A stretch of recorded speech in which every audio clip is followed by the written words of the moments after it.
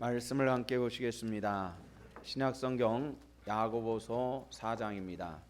야고보서 4장 8절부터 10절에 있는 말씀을 야고보서 4장 8절부터 10절에 있는 말씀 우리 함께 합독하여서 말씀을 보시겠습니다. 하나님을 가까이 하라. 그리하여 너희를 가까이 하시리라. 죄인들아 손을 깨끗이 하라. 두 마음을 품은 자라 마음을 성결하게 하라. 슬퍼하며 애통하며 울지어다. 너희 웃음을 애통으로 너희 즐거움을 근심으로 바꿀지어다.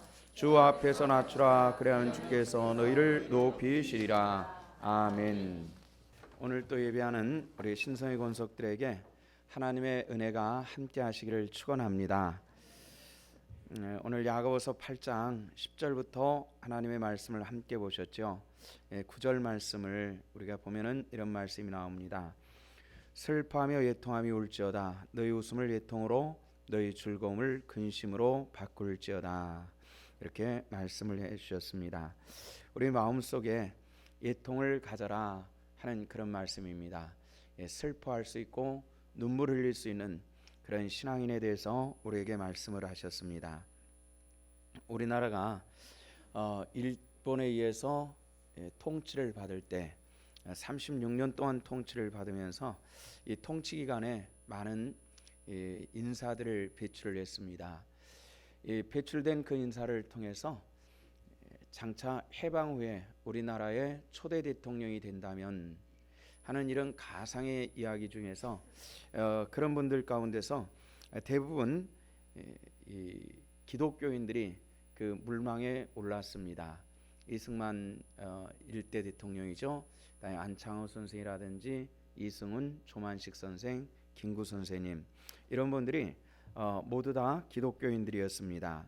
그런데 그분들 가운데서 이승만 대통령이 대통령이 되셨습니다마는 만약에 살아계셨다면은 해방 후에도 살아계셨다면은 가장 대통령이 첫 번째 대통령이 될 가능성이 가장 많은 분이 안창호 선생이었다고 합니다. 이 안창호 선생께서 시골에서 올라와서 서울역에 내렸습니다. 서울역에서 내려서 당신이 소지한 짐이 굉장히 컸으니까 막 광장 밖으로 나오니까 굉장히 많은 지객꾼들이 친꾼들이 모여서 서로 내가 이 짐을 옮기겠노라고 다툼을 하고 있었습니다. 그때 결국 한 사람이 선택이 되고 그분이 지게에다가 안창호 선생님의 짐을 지고 목적지까지 가는 동안에 이런저런 이야기를 나누게 됐는데 안창호 선생님이 문득 이렇게 질문을 했습니다. 서울 사람들이 이렇게 많은데 서울 사람들은 다 어떻게 먹고 삽니까? 이렇게 질문을 했는데 그 질문에 대한 답변이 이러했다고 합니다. 우리 다 서울 사람들은 서로 속여 먹고 살고 있습니다. 이런 대답을 했다고 합니다. 그 얘기를 듣고 목적지까지 가는 동안에 안창호 선생이 내내 눈물을 흘렸다라는 그런 이야기가 있습니다. 또 이분이 미국으로 망명해 있는 동안에 미국의 그 일제시대 당시에 고려 인삼이라고 하는 인삼 장사들이 많이 있었다고 합니다. 인삼 장사들이 서로 인삼을 팔겠다고 어느 한 시내에서 상투를 서로 붙잡고 싸우는 모습을 보고 굉장히 많은 사람들이 모여들었습니다. 이럴 때 그들을 눈물로 떼어맞으면서 우리가 이렇게 싸우다가 일본에 의해서 패망당했는데 또 이렇게 외국까지 나와서 상투를 붙잡고 싸우려는가 하면서 그렇게 눈물을 흘렸다고 합니다. 눈물을 흘릴 수 있는 사람이 지도자가 될 수가 있고 눈물을 흘릴 수 있는 사람이 가장 답답한 시대에 그때를 이겨나갈 수 있는 힘이 만들어질 수가 있는데 야고보 선생은 예수님의 동생입니다. 예수님의 동생이 그 초대교회 지도자로 있으면서 애통하라 슬퍼하라 하는 이런 이야기를 하는 것입니다. 우리나라 역대 대통령들 가운데서 어떤 분은 수천만 원을 그렇게 부정으로 쓰고서 불과 통장에 27만 원밖에 없더라고 버틴 그런 대통령도 있는데 우리나라 대통령들 가운데서 독재자라고 지금까지 많은 사람들에게 비난받는 박정희 대통령에 대해서는 우리가 잊을 수가 없을 것입니다. 그 이유가 있죠. 물론 독재자라고 하는 그 이름은 남겨졌습니다. 그분이 통치를 할 때 저는 대학을 다니고 있었고요. 그분이 통치할 때에 대학생들 몇 명이서 웅성거리기만 해도 반드시 어디선가 사법경찰이 나타나서 가방을 뒤지고 뭐 이렇게 하는 일들이 비일비재 일어났습니다. 저도 가방을 많이 뒤짐을 받았는데요. 그럴 때마다 분노가 치밀어서 견딜 수가 없었던 그런 경험도 가지고 있습니다. 또 어떤 사람들은 터무니없이 끌려가서 그렇게 몸을 상해 나온 사람들도 있고 또 억울하게 죽임을 당한 사람들도 많이 있었던 것이 정말로 사실입니다. 근데 그런 측면도 있지만은 우리나라가 가장 못 사는 나라에서 나름대로 우리나라를 살 수 있는 나라로 만들어 놓은 사람도 그 사람이라고 하는 이 진실은 변함이 없습니다. 우리나라 젊은이들이 월남전에 참전해서 그렇게 피를 흘렸다. 젊은이들의 피를 팔았다. 이렇게 얘기를 합니다. 물론 다른 나라의 전쟁에 그렇게 참여했다고 하는 이 자체는 자랑할 만한 것은 되지 못한 것이 사실입니다. 그러나 젊은이들이 송금해온 그것을 통해서 우리나라 포항제철을 만들었고 또 고속도로를 닦았고 그렇게 해서 우리나라 근대화의 초석이 되었던 것도 이것은 잊을 수 없는 일들입니다. 또 우리나라 젊은이들이 서독으로 간호사로 갔고 또 서독에 간호사가 가서 언어가 통하지 않으니까 간호사로 간 사람들이 시체실에서 영안실에서 시체를 닦는 일서부터 이 어린 사람들이 그렇게 일을 시작을 했다고 합니다. 또 젊은 광부들이 수백 미터 막장에 내려가서 그렇게 작업을 통해 가지고 돈을 벌어서 한국에 붙였던 이것이 우리나라 초석이 됐습니다. 제가 언젠가 수국골통 이야기라고 하는 그런 이메일을 우리 성도들에게 보냈는데요. 우리 성도들에게 보내는 이메일이 제가 보내는 이메일이 한 150통 정도 됩니다. 우리 교회 성도들이 한 150명 정도 되는 이메일을 제가 가지고 있으면서 일주일에 한 적으면 3번, 많으면은 한 5번 정도 이렇게 이메일을 보내는데 그 이메일 속에 그 수국골통 이야기라는 이야기가 들어 있습니다. 좀 비어입니다만은 요즘 젊은 사람들이 그렇게 비하시켜서 하는 얘기니까 그렇게 저도 그대로 쓴 것이죠. 거기서 우리나라가 가장 가난했을 때에 어떤 일들이 있었나 하는 이야기들을 장문의 편지로 써서 보낸 그런 것을 아마 여러분들 읽어보셨는지 모르겠습니다. 박정희 대통령, 우리가 가장 독재자라고 말했던 비하시킨 그 독재자 박정희 대통령의 그런 이야기입니다. 우리나라 대통령들 부인 영부인이라고 하죠. 이 영부인들 가운데서도 여러분들이 있지만은 우리가 가장 잊을 수 없는 그 영부인이 아마 박정희 대통령의 부인이었던 유경사였을 겁니다. 외모서부터 굉장히 자유롭고 또 그렇게 자유롭게 국민들을 남편의 독재자 이미지와는 다르니 굉장히 자유롭게 백성들의 입장에 서서 어찌됐건 살피려고 애를 썼던 그런 분이 유경수 여사입니다. 박정희 대통령 집권 초기에는 우리나라 청와대가 지금과 같지 않았던 모양입니다.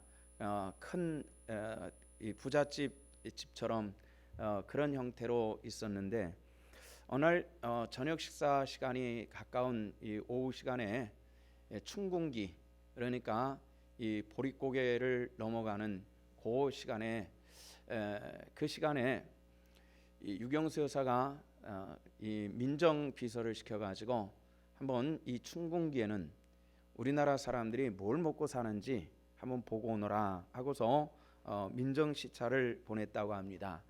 나갔다가 저녁 식사 무렵에 마침 대통령 내가 식탁에 앉아가지고 저녁 식사를 하는데 이 민정 비서가 들어와가지고 보고를 하는 것이 이것이었습니다.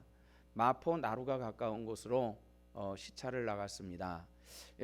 여러분들 기억나신지 모르겠습니다만 저는 그때 마포 도화동에 살았는데 도화동 꼭대기에서 이렇게 내려다 보면은 그 공덕동 저쪽으로 해서 저 홍대에 있는 쪽까지는 허벌판이었습니다. 그것이 채마밭이 있었는데요. 주로 중국 사람들이 그곳에서 야채를 키우며 살았던 그런 곳이 있었습니다. 또 그곳에도 우리 한국 사람들의 자연 불악들이 몇 개 옹기종기 있었는데요. 아마 그곳으로 갔었던 모양입니다. 가가지고 한 오두막집에 들어갔는데 할머니 혼자 등잔불 밑에 저녁 식사를 식사를 하려고 하는 그런 소반에 딱 그릇 하나가 올려 있는데 반찬 그릇은 하나도 없고 딱 밥그릇 하나가 있는데 그 밥그릇에 수북히 쌀밥이 있는 것을 보았습니다. 반찬도 없이 웬 쌀밥을 이 춘궁기에, 그래 마침 이 춘궁기에는 마침 뭐가 피냐면은 아카시아 꽃이 핍니다. 아카시아 꽃이 피는데 그래서 웬 쌀밥인가 싶어서 문을 열고 들어가서 확인해 보니까 그 밥이 아니라 아카시아 꽃이 수북하게 담겨 있었습니다. 하는 이런 얘기를 했습니다. 어르신들은 배가 고플 때에 그 아카시아 꽃을 따가지고 허진 배를 채워본 기억들이 아마 있는 분들이 많이 계시리라고 생각합니다. 저도 아카시아 꽃을 따가지고 그 단맛에 아카시아 꽃을 먹고 허기를 채워본 적이 있고요. 그 무렵쯤에는 마치 찔레가 나오기 시작하는데 그 찔레의 연한 순을 벗겨서 먹으면은 나름대로 허기를 채울 수 있었던 그런 시절들이 있었습니다. 그런 시절들을 다 이기게 할 수 있던 사람이 바로 박정희 대통령, 밉든 싫든 그 사람인 것만은 사실인데 그 이야기를 하더라는 거죠. 밥상에서 보고하는 그 보고가 그렇게 먹는 것을 보았습니다. 지금 국민들이 그렇게 살고 있습니다. 대통령이니까 나름대로 밥상에 먹음직한 음식들이 있고 흰 쌀밥이 있었는데 숟가락을 들다 말고 두뇌가 방으로 들어가더니 엉엉 울더라는 그런 이야기가 있습니다. 정말 민족을 사랑했고 국민들을 사랑한 대통령이 몇몇 사람 소수에게는 독재자였고 목숨을 빼앗아간 그런 대통령은 틀림이 없지만은 대부분의 국민들에게는 사랑이 많았던 대통령으로 기억하고 있는 것이 우리들입니다. 요즘 젊은 사람들이 그걸 전혀 모르기 때문에 아마 그런 일들이 많이 일어나고 있으라고 생각합니다만은 우리가 예나 지금이나 예통할 수 있는 지도자가 있는 백성들은 행복한 백성인 줄로 믿습니다. 근데 이 시대가 과연 지도자들이 이 백성들의 현실을 바라보면서 예통하는 지도자가 과연 있느냐 하는 이런 질문에 대해서는 아마 어느 한 사람도 있습니다 이렇게 대답하기는 굉장히 어려운 시대에 우리가 살고 있는, 그래서 우리는 이런 문제를 가지고 또 지도자 없음에 대해서 예통해야 되는 것이 우리들의 현실의 모습이라는 것입니다. 근데 우리가 이런 가난하고 배고픈 이 백성들을 바라보면서 예통하는 것도 중요하지만은 이제 이 시대, 바로 이 지금 우리가 현재 처한 이 시대, 이런 때 우리가 물질의 문제, 먹고 사는 문제, 이 국민들의 이런 문제를 예통하는 것이 아니라 또 우리가 예통해야 될 차원은 무엇이냐면 영적인 문제라는 것입니다.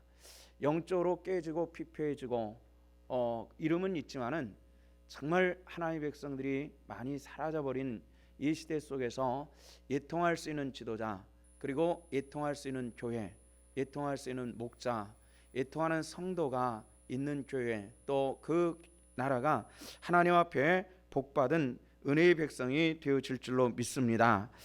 구약에 나타난 유대의 멸망에는 죄의 문제가 반드시 껴 있습니다. 죄의 문제, 하나님 앞에 범죄의 문제가 있는데요. 이 범죄의 문제에 사람이 죄를 짓는 건 어쩔 수가 없습니다. 육신이 우리 영의 소욕에 져서 범죄하는 것 얼마든지 있을 수 있죠. 그러나 문제는 뭐냐면은 죄를 지었을 때에 어떤 모습이냐, 이런 질문입니다. 어떠해야 될 것이냐. 여러분들, 우리가 죄를 지어도 하나님 앞에 나와서 예수 그리스도의 보혈로 사함 받는 그런 하나님의 권속들 되시기를 주 이름으로 축원합니다. 이 과정이 없다면은 우리는 하나님의 사람으로 살아갈 수 없기 때문에 그렇습니다. 주님 당시에 성전, 세 번째 성전이 완공이 됐습니다. 첫 번째 성전, 두 번째 성전은 구약의 성전이고요. 신약 시대의 성전 하나가 완공이 된죠. 헤롯이 지은 성전입니다. 예수님을 가장 핍박했던 그 헤롯의 아버지 헤롯이 지은 그런 성전인데요. 이 성전이 완공이 됐습니다. 완공이 됐고 이 완공한 성전을 예수님도 보셨고 또 그곳에서 기도도 하셨는데, 근데 사람들은 이 죄의 문제는 관계가 없이 얼마나 이 성전 만들어진 것에 대해서만 이 감격하고 기뻐하고 하는 이런 모습들을 보았습니다. 예수님께서 예루살렘에 가보시니까 예루살렘은 그 성전 안은 형편없이 돼버리고 말았습니다. 그는 뭐냐면은 제사장들에 의해서 난장판이 됐어요. 판권을 주고 그 안에서 재물을 팔고 비둘기를 팔고 그리고 성전세를 바꾸는, 완전히 장사치들의 터전이 되어버리는 이런 것들을 보시고 예수님께서는 감람산으로 올라가십니다. 그리고 감람산에 올라가셔서 막 앉으셨을 때 제자들이 나와서 감람산에서 이렇게 바라보면은 성전터가 참 잘 보입니다. 아주 직통으로 깨끗하게 보이는데 그곳에 올라가셔서 성전을 바라보실 때 제자들도 예수님과 함께 성전을 바라보면서 자, 이것 짓는데 돈이 얼만큼 들었대요, 몇 평이래요, 몇 년 걸렸대요, 뭐 이런 얘기를 하고 있었습니다. 그때 예수님께서 그 성전을 바라보시면서 이렇게 말씀하십니다. 예루살렘아 예루살렘아 선자들 죽이고 내게 파송된 자들을 돌로 치는 자여, 암탉이 그 새끼를 날개 아래 모음같이 내가 내 잔을 모르게 한 일이 몇 번이냐. 그러나 너희가 원치 아니하였도다. 보라 너희 집이 황폐하여 버림받으리라. 이렇게 예수님께서 탄식하면서 울부짖으면서 말씀하셨습니다. 사람의 감정을 설명하는 것이 희노애락으로 표현을 하죠. 근데 성경을 통해서 나타나는 예수님의 감정을 보면은 예수님의 그 기뻐하고 즐거워하고 그래서 웃고 하는 이런 얘기가 단 한 번도 나오질 않습니다. 근데 예수님의 두 가지 감정이 자주 나타나는데요. 하나는 분노의 감정입니다. 은혜가 있고 사랑이 있는 분의 감정이 왜 그렇게 기쁨, 즐거움 이런 것이 없이 왜 분노의 감정만 나오냐 하는 이런 생각이 들 수 있고요. 또 하나의 감정은 뭐냐면은 예수님께서 슬퍼하신 감정입니다. 뭘 보실 때 슬퍼했을까요? 백성들의 죄를 볼 때 슬퍼했습니다. 이 백성들이 다 어찌 될꼬 이런 생각을 하니까 아주 슬퍼하시면서 예수님께서 말씀하시기를 암탉이 그 새끼 병아리를 날개 아래 품은과 같이 내가 이 백성들을 그 사랑 아래 품으려고 애를 썼지만은 그 떠나가는 그들을 바라보면서 슬퍼하신 것입니다. 여러분들 주의 사랑을 받을 때 받으시기를 주 이름으로 축원합니다. 우리가 받을 때 받을 수 있어야만 합니다. 예수님께서는 그렇게 슬퍼하시면서 그 성전을 바라보시면서 저 성전 돌로 웅장하게 잘 지어진 그 돌들이 돌에 돌 하나 남지 않도록 다 무너뜨림을 당할 때가 올 것이다 이렇게 말씀했는데, 예수님께서 십자가에 못 박혀 죽으시고 승천한 지 딱 40년 되던 해에 로마가 쳐들어와서 성전을 불을 질렀습니다. 불을 지르고 성전 안에 발라놓은 이 금박들이 불에 의해서 전부 녹아가지고 돌과 돌 사이에 스며드니까 이 금들을 뜯어내기 위해서 돌들을 전부 파헤쳐버리고 말았습니다. 예수님께서 말씀하신 것처럼 돌이 돌 위에 하나도 남지 않도록 다 파헤쳐질 것이다라는 그런 예언의 말씀입니다. 예수님께서 말씀하신 것처럼 그 이스라엘 백성들, 택함 받은 백성, 하나님의 선택받은 백성이란 말이죠. 그런데도 불구하고 그들의 그런 그 마지막의 모습은 이루 말할 수 없는 비참함이었습니다. 로마가 침공했을 때에 유대 전역에서 100만 명 정도 되는 사람들이 사륙을 당했다고 합니다. 얼마나 많은 사람들이 사륙당했는지 이루 말할 수 없는 그런 형편이었죠. 시대를 향한 주님의 애통이 있었던 것입니다. 예수님께서 십자가를 지고 골고다를 향해서 올라가실 때에 길 좌우편에서 여인들이 울었습니다. 물론 예수님을 따르는 마르다와 마리아 같은 여인들의 울음도 있었을 게고요. 그러나 그 중에 많은 여인들이 그 모성적인 한 젊은 남자가 십자가를 지고 죽으러 가는 그런 모습을 보면서 모성적인 눈물을 가지고 또 흘리고 또 눈물을 흘리고 애통하는 그 모습을 보았습니다. 이때 예수님께서 잠깐 걸음을 멈추시고 그들을 바라보시면서 이렇게 말씀을 했습니다. 나를 위해서는 울지 마시고 당신의 자녀들을 위해서 우십시오. 장차 임할 진노의 때를 울라고 이렇게 당부를 해주셨던 것입니다. 내 육신의 문제가 아니다. 이것은 우리들의 영의 문제가 있고 우리들이 살아야 될 문제이기 때문에 우리가 울어야 될 것은 우리 자녀들의 죄를 위해서 울어야만 합니다 하고 그렇게 말씀하셨던 겁니다. 히브리서 5장 7절에서 예수님의 그런 그 마음을 나타낸 구절 하나가 있는데, 그가 육체로 계실 때 자기를 죽음에서 능히 구하실 하나님에 대한 심한 통곡과 눈물로 간구를 드리셨고, 그리고 그 경외하심을 따라 하나님께서는 간구를 들으셨다, 이렇게 말씀을 합니다. 어떤 기도를 들으시느냐 하는 이 문제에 대해서 통곡의 기도를, 간구의 기도를 하나님께서 들으신다는 것입니다. 저와 여러분들의 통곡의 기도가 있고 간구의 기도가 하나님 나라에 상달되어지는 기도의 사람들 되시기를 주 이름으로 축원합니다. 우리 그리스도인들이 해야 될 통곡이 있습니다. 내가 내 죄를 바라보는 그런 통곡이 있어야 된다는 것입니다. 고린도후서 7장에서는 이런 이야기를 사도 바울은 합니다. 하나님의 뜻대로 하는 근심, 걱정이 있다는 거고요, 세상 육신의 유익을 위해서 하는 근심과 걱정이 있다는 것입니다. 하나님의 뜻대로 하는 근심은 우리를 생명으로 인도할 것이고, 세상이 주는 근심을 하는 사람들은 결국은 사망에 이를 것이다, 이렇게 말씀을 했습니다. 여러분들, 우리가 육신도 있는 이상은 근심 없이 살 수는 없을 것입니다만은, 그러나 모든 육신의 근심을 주께 맡기고 우리가 진정 근심해야 될 것은 내 영의 문제로 애통하며 근심하는 하나님의 권속들 되시기를 주 이름으로 축원합니다.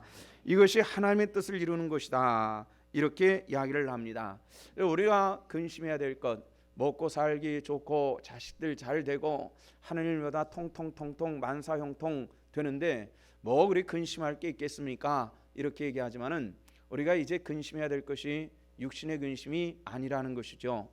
영적인 근심이 있기를 부탁을 드립니다. 그래서 이 시대에 영적인 근심이 없는 이것은 우리가 합당한 신앙이 아니라는 거죠. 요즘에는 아이들이 아토피가 참 많습니다. 예전에는 제가 아이를 낳을 때 한 20몇 년 전만 해도 아토피라는 말을 못 들어봤는데, 요즘에는 아토피가 일반적으로 많이 아이들에게 생기는데요, 요즘은 그게 더 심해가지고 어른들에게도 생기는 것 같아요. 밤새 잠을 못 자고 극적거리고 아이가 울면은 이게 보통 일이 아닌 모양입니다. 그래서 아토피를 치료하려고 애를 참 많이 쓰는데요, 그게 딱딱 듣는 것 같질 않아요. 그런데 어떤 경우에 우리 아이가 아토피가 다 잡혔다면은 젊은 우리 성도들 모인 자리에서 뭘 쓰니까 아토피가 잡히고 뭘 어떻게 하니까 이 병이 잡히고 그런 얘기를 하면은 그 엄마들이 반드시 또 그것을 실천해 보는 것 같습니다. 뭐가 잘 되는 것 같으면은 선전하는 거예요. 자동적으로 선전할 수밖에 없습니다. 우리 성도 여러분들이 요즘에 이마트에 가면은 노르웨이산 고등어가 싸다는 얘기를 우리 성도들이 다 알더라고요. 우리 집사람한테까지 들어와가지고 고등어는 이마트로, 이렇게, 저 이마트 직원 아닙니다. 돈 받은 적 없으니까 오해하지 마십시오. 고등어는 이마트로, 그래가지고 노르웨이산 고등어를 사러 가는데 하루 물량이 항상 정해져 있어가지고 사기가 보통 어렵다고, 그래서 고등어 사는 데 가면은 우리 성도들을 종종 만나볼 수 있는 그런 상황이 됐습니다. 누가 그렇게 퍼뜨렸는지 모르겠어요. 보니까 한두 분이 가서 먹다 보니까 온 성도들이 고등어는 노르웨이산 이마트에서 파는 거, 이렇게들 얘기가 됐어요. 고등어 하나 먹는 것도 그렇게 빨리빨리 그렇게 하는 것 보고 대단히 놀랐습니다. 근데 우리가 알아야 될 것이 하나 있습니다. 그것은 뭐냐면은, 내가 구원받은 것이 믿음을 통해서 구원받았다는 것을 여러분들 인정하십니까? 믿습니까? 그럼 그것을 우리 얼만큼 전파하고 이야기하고 증거했는지 여러분들 증거를 가지고 계십니까? 이것이 우리들에게는 굉장히 중요한 일들입니다. 우리가 구원받은 것이 예수 그리스도를 믿어 구원받았다라고 우리가 외칠 수 있고 증거할 수 있는 그런 자리에 있어야 된다는 겁니다. 아브라함 링컨을 우리 잘 알고 있죠. 노예를 해방시킨 미국의 16번째 대통령입니다. 이분이 노예를 해방시키면서 이런 얘기를 했다고 합니다. 남의 등에 때려지는 채찍의 고통을 느끼지 못하는 사람은 불쌍한 사람입니다. 이런 얘기를 했습니다. 남의 등에 떨어지는 고통, 그것을 내 고통으로 느낄 수 있는 사람이 진정한 사람이다, 이런 뜻입니다. 이건 뭐죠? 그 흑인 노예들의 등짝에 떨어지는 그 채찍질의 고통을 내 것으로 받아들일 수 있는 사람이 그런 은혜의 자리에 동참할 수 있다는 것이죠. 여러분들의 자녀가 고통스러워하면 어떻습니까? 내 가슴이 찢어지는 그런 고통을 경험해 보지 않으셨습니까? 그것은 바로 사랑이라고 하는 것이 우리를 그렇게 만드는 것입니다. 내가 구원받았는데 어찌 가만히 있을 수 있겠습니까? 혹시 우리 구원이 여기 앉아 있을 때만 구원이라면은 그 구원은 가짜인 줄로 믿습니다. 가짜 구원입니다.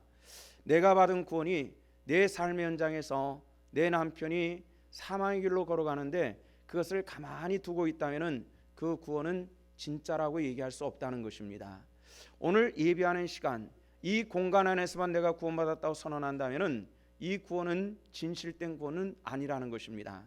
우리 삶 현장에서, 내 가정에서, 어느 곳에든지 내가 예수 그리스도로 말미암아 받은 구원이 감사해서 이 구원을 증거로 나타날 수 있는, 내 입술로 대변할 수 있는 그런 하나님의 권속들 되시기를 주 이름으로 축원합니다. 이 구원받은 것이 내 속에, 사람들은 내 안에 있고 나 혼자만이라고 생각합니다. 물론 구원은 하나님의 일대일의 관계입니다. 그러나 중요한 것은 증거는 일대일의 관계는 아니라는 것입니다. 구원받은 것을 증거하고 나타내며 하나님의 영광을 드러내는 모든 하나님의 백성들에게 주어진, 하나님의 백성들에게 주어진 사명을 기억하시기를 바랍니다. 이태리의 그 사회주의 작가 중에서 이그나치오 실레네라고 하는 사람이 있습니다. 이 사람은 사회주의 운동을 하는 사람이고 이 사회주의 운동의 한 방편으로 글을 이용을 하는 사람입니다. 무엇을 가장 많이 공격을 하냐면은 기독교를 바탕으로 한 자본주의.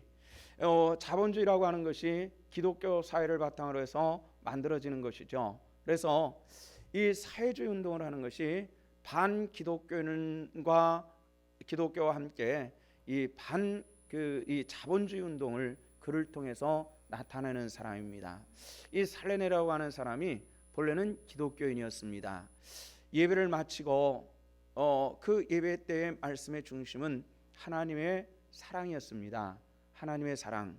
이 사랑에 대한 말씀을 듣고 그리고 예배당을 나섰는데 이 사람이 아주 어렸을 때, 우리로 말하면은 초등학교 정도 다니는 그런 어렸을 때 이야기입니다. 예배당 문을 막 나섰을 때 예배당 밖에서 어떤 일들이 벌어지고 있었냐면은 한 사나운개가 한 여자를 여자에게 덤벼들고 있는 그런 상황이었습니다. 이 어쩔 수 없이 여자가 당황하고 이 개를 쫓아내지 못하고 가지고 있는데 마침 예배가 끝났습니다. 이 살레네라고 하는 사람도 나왔고 예배를 마친 많은 사람들이 나왔습니다. 그럼 남자들이 한 30명만 나서 가지고 덤벼들어서 개를 그냥 협박하고 쫓아주면은 쉬울 일인데 그 많은 남자들이 슬금슬금 다 흩어져 버리는 이런 모습을 본 겁니다. 이 어린 사람이었지만은 오늘 조금 전에 예배당에서 우리가 읽었고 외쳐졌던 주님의 사랑, 하나님의 사랑은 과연 존재하고 있는 것인가? 하나님의 사랑은 예배당 안에 지금 갇혀 있는 것이 아닌가? 그런 예배당에서 말하는 영생이라고 하는 것은 과연 뭔가? 이런 어린 마음 속에 그것이 꼬리를 물고 들어가기 시작하는 겁니다.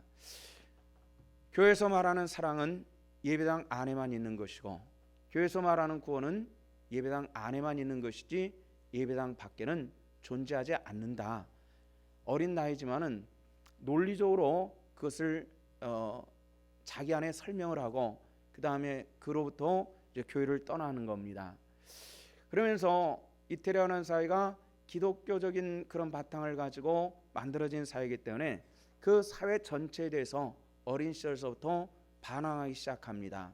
그러면서 사회주의자로 자라고 사회주의 지도자로 성장하는 이런 과정을 겪었던 사람이 바로 그 살레네로라는 그런 사람입니다.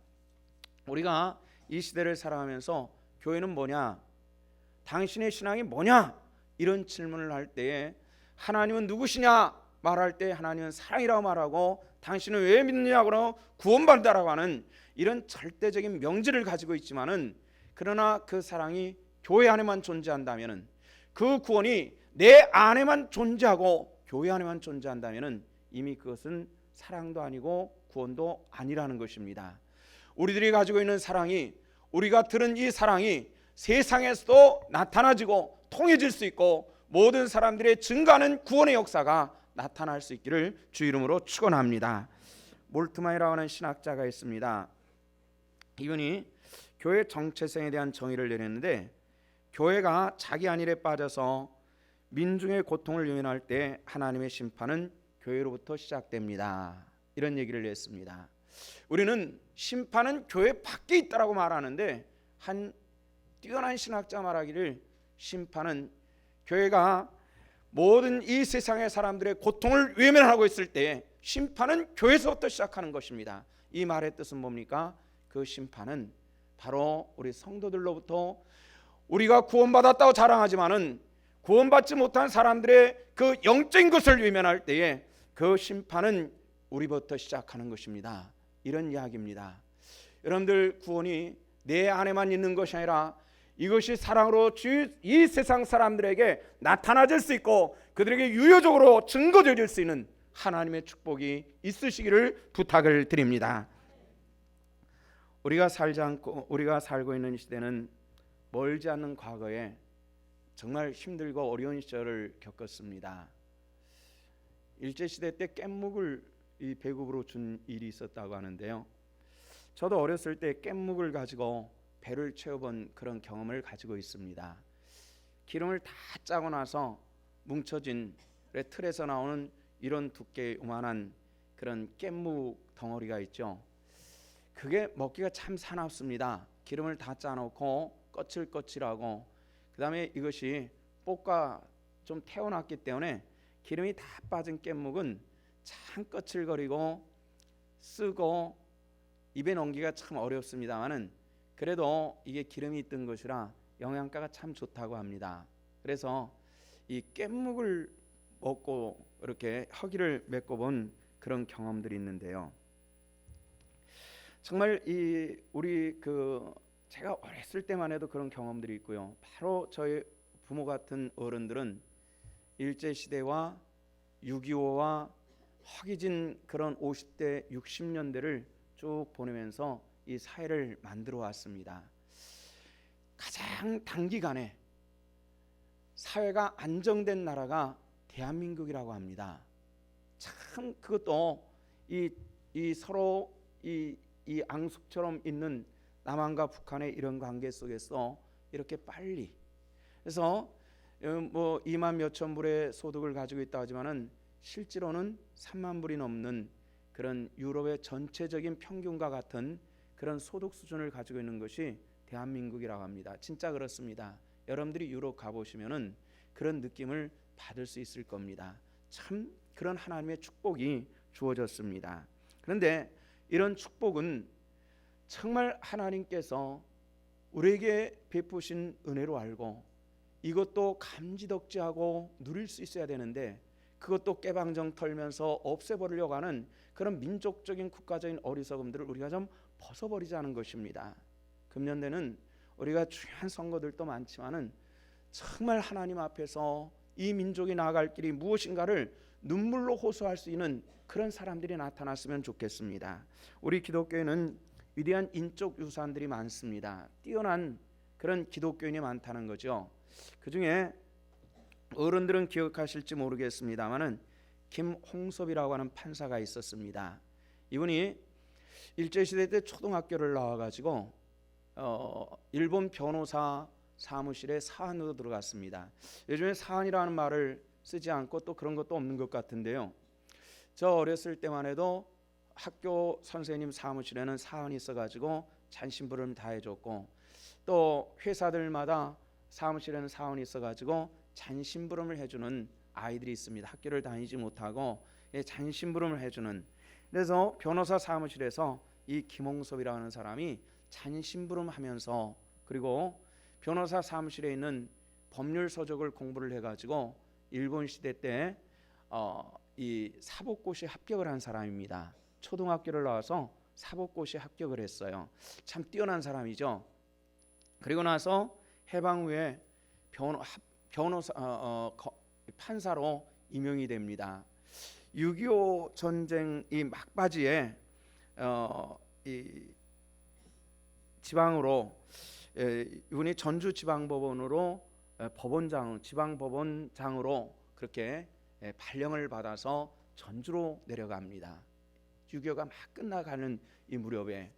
근데 그때 법원장이 새로 왔다고 전주에 있는 여러 유지들이 모여가지고 이 자리를 마련을 했는데, 정말 전쟁 중이라고 하는 나라라고 생각할 수 없을 정도로 아주 상따라가 휘게 기름진 그런 상이 차려지고 술자리가 마련해졌습니다. 근데 그것을 보면서 이 김홍섭이라고 하는, 그 당시는 많이 젊었겠죠, 눈물을 흘렸답니다. 그러면서 이런 얘기를 남겨놓고 떠났다고 합니다. 이 백성들이 초급 목표로 연명할 때에 권력과 재물 가진 자들이 백성의 고통을 모른다면은 과연 그 고통을 누가 알겠습니까? 하고서 그 자리를 떠나서 울면서 떠나왔다라는 그런 얘기가 있습니다. 이분이 너무 그 일을 열심히 했다고 합니다. 법적으로 판단을 해서 사람에게 벌을 주고 감옥으로 보내는데, 그런데 그 사람이 감옥으로 가면은 돌봐야 될 집 사람들을 돌보지 못하니까 자기 봉급을 털어가지고 그런 사람들을 돌보고, 늘 바지고 웃돌이고 누덕한 누더기 옷을 입고 다니면서 그 백성들을 다 돌봤던 사람이 바로 이 김홍섭이라고 하는 판사인데, 그만 병으로 너무 과로로 해서 50세에 세상을 떠나버리고 말았습니다. 그런 분들이 좀 오래 사시면서 이 기독교인의 그런 바른 모습이 무엇인가를 보여줬으면 얼마나 좋을까라는 이런 생각을 하는데, 여기에도 하나님의 뜻이 있는 줄로 믿습니다. 참 우리 기독교에서 정말 그런 분들이 많이 있었으면 이런 생각을 합니다. 이 시대의 교회는 죄로 인한 애통이 있어야만 합니다. 슬픔이 있어야 된다는 겁니다. 역사의 모든 비극은 하나님에 대한 무지 때문입니다. 하나님의 그 생명의 말씀을 모르기 때문에 우리가 그 무지함 속에 정말 갇혀 있는 겁니다. 이제 우리도 지난 주간에 주일 월 화 수 3일 저녁을 통해서 성령을 왜 받아야 되느냐 하는 이 성령론에 대한 말씀을 우리가 함께 나누었습니다. 지난 한 주간 동안에 그렇게 교회에서 이렇게 뭐 부흥회를 하든 이렇게 하는 교회들도 많았고, 또 연초, 이번에 셋째 주죠. 셋째 주가 되다 보니까 연초 말씀들을 전하는 것을 컴퓨터에 앉으면은 열어 가지고 각 교회 들어가서 어떤 말씀들이 있었나 하는 것을 검색을 하는 시간이 지난 한 주간 동안 많이 있었습니다. 이렇게 하다 보면은 비판적인 얘기가 돼서 민망합니다만은, 우리가 비판을 넘어서 긍정적으로 복음을 바라보고 믿음의 사람이 세상을 바라보자고 하는 그런 의미니까 오해하지 말고 들으시기 바랍니다.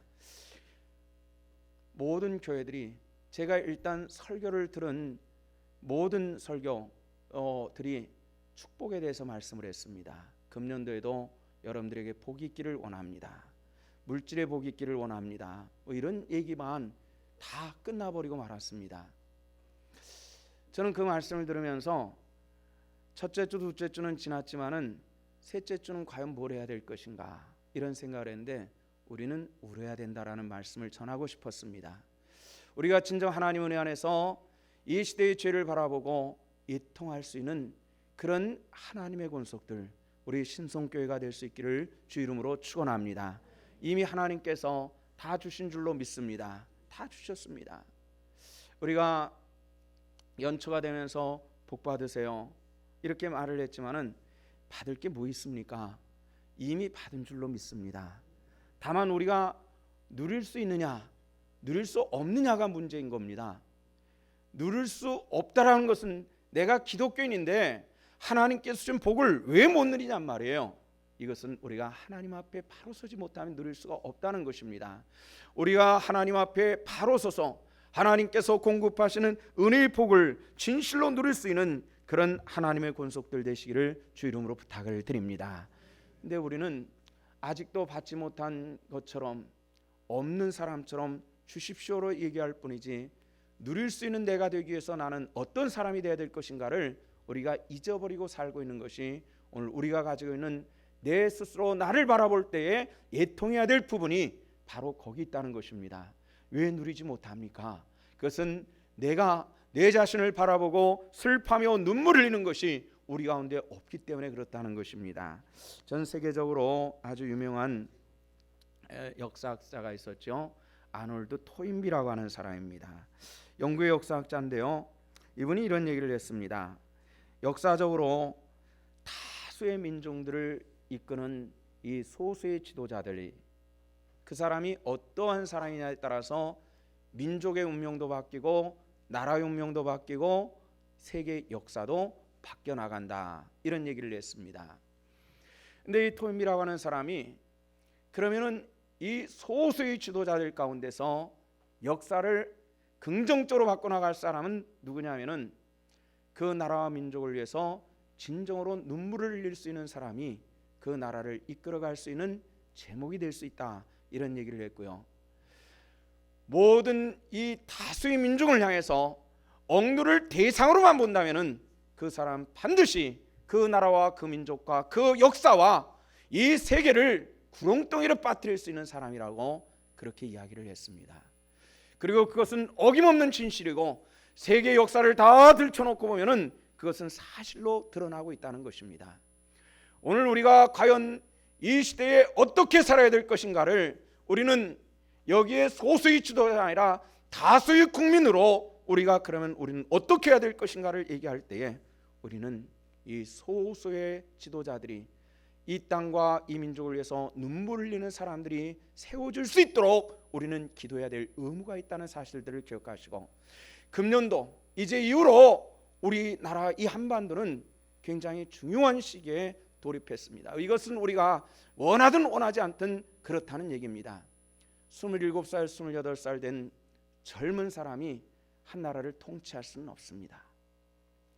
세계 역사적으로 우리나라가 자기가 애쓰고 힘써서 만든 기업도 자식에게 물려주면 안 된다는 사람들이, 한 나라를 3대째 물려줘도 아무 소리 하지 않는 사람들이 이 땅의 대통령이 되겠다고 뛰고 있는 이 나라를 과연 우리는 어떻게 해야 될 것인가를 눈을 뜨고 분별하지 않으면 이 나라는 구렁텅이에 빠질 수밖에 없다는 것을 기억하시고 분별의 눈을 뜰 수 있기를 주 이름으로 축원합니다. 피토할 수밖에 없는 이 시대의 이 나라를 바라보면서 눈물을 흘며 이 시대에 정말 참된 지도자가 서지 않으면 이 민족은 갈 길을 잃어버릴 수밖에 없다는 것을 기억하시고 깨어있는 하나님의 권속들 되시기를 주 이름으로 축원합니다. 애통하지 않을 때 어떤 일들이 일어날까요? 요즘에 새벽에는 에스겔서를 봅니다. 에레미야의 눈물을 흘리는 그 수많은 유대 백성들 가운데서 눈물을 흘리는 한 사람의 지도자의 그 눈물을 외면했던 유대는 멸망해버리고 말았습니다. 멸망하러 왔어도 정신 차리지 못한 그들을 향해서 또다시 에스겔 선자를 세워서 하나님께서는 예언하시는 것이 이 에레미야의 말씀입니다. 에레미야 9장에 보면은 의미 있는 얘기 하나가 등장을 합니다. 그 내용은 무엇이냐? 하나님께서 에레미야에게 예언하여 말씀하시기를, 베옷을 입은 서기관이 옆구리에 먹그릇을 차고 세상으로 향해서 사람들에게 이마에 먹을 찍어주는 그런 이야기, 환상과 계시 이야기가 등장을 합니다. 그리고 나서 하나님께서 그 시대를 향해서 말씀하시기를 어떤 사람에게 그 징표를 주냐면은 애통하며 우는 사람의 머리에 그 점을 찍으라고 명령을 하시는 겁니다. 그리고 하나님의 심판의 때에 그 시대의 사람들을 심판하시는데 노인서부터 점이 찍혀지지 않은 그 노인서부터 심판하라고 이렇게 말씀하시는 겁니다. 노예는 누구를 얘기할까요? 나이로 많은 사람들을 얘기하겠지만은 한편으로는 시대를 이끌어가는 종교적인 지도자인 저와 같은 사람, 정책인 지도자와 같은 사람들, 또 이 시대는 경제적인 지도자와 같은 그런 사람들을 이야기를 하는 것입니다. 이마에 찍어야 될 그 표시는 무엇일까요? 성령의 인치심입니다. 성령의 인치심 받으시기를 축원합니다. 성령의 인치심은 누가 받느냐 하는 이 문제에 대해서 에스겔서 9장에는 분명히 말씀하시기를 이통하며 우는 자의 이마에 인치심을 이야기를 하고 있다는 것입니다. 이통하지 못한 자에게 하나님은 냉정하게 대하실 수밖에 없고, 이통하며 그 시대를 바라면서 우는 그들의 이마에 점을 찍고 마지막 심판의 때에 그들을 추수꾼의 자리로 불러오라 하시는 하나님의 그 말씀, 예언의 말씀을 기억하시면서 이 나라 이 민족이 앞으로 몇 년 동안은 우리가 원하든 원하지 않든 격동의 시간입니다. 우리는 한치 앞을 내다볼 수 없는 격동의 시간에 있습니다. 오늘 아침에도 서해안 백령도 가는 길에서 배 하나가 폭발했습니다. 아직 폭발한 이유는 찾지를 못하고 있습니다만은 이것이 북한의 도발이 아니기를 바랄 뿐입니다. 이런 일들이 어떻게 일어나는지, 하여튼 이 거대한 폭발을 일으키고 배가 침몰 과정에 있습니다. 지금 커다란 화물선 하나가 왜 그런지 지금 모르지만은, 그러나 긴장하고 염려스러운 일일 수밖에 없는 것이 오늘 우리들이 가지고 있는 현실입니다. 여러분들, 이 시대를 위해서 애통할 수 있기를 축원합니다. 새벽마다 애통하는 사람들이 있고 눈물 흘리는 백성들이 있을 때에 교회는 살아있고 나라가 살아있고 하나님께서 이 나라를 긍휼히 여기시며 다시 한번 통일의 기쁨과 은혜를 허락하는 은혜가 우리 이 민족과 교회와 이 한반도에 함께 할 수 있기를 주 이름으로 축원합니다. 우리 함께 하나님께 기도하십시다. 하나님, 이 나라 민족을 또 우리의 믿음 안에 함께 계셔서 주님께서 베푸심을 우리가 누릴 수 있게 하시고, 정말 앞으로 있을 이 나라 이 미래 이 장래에 대해서 하나님께서 이끌어 주시옵소서. 우리 함께 한 목소리로 우리 함께 기도하는 간구하는 그런 시간을 갖도록 합니다. 다 같이 기도하시겠습니다.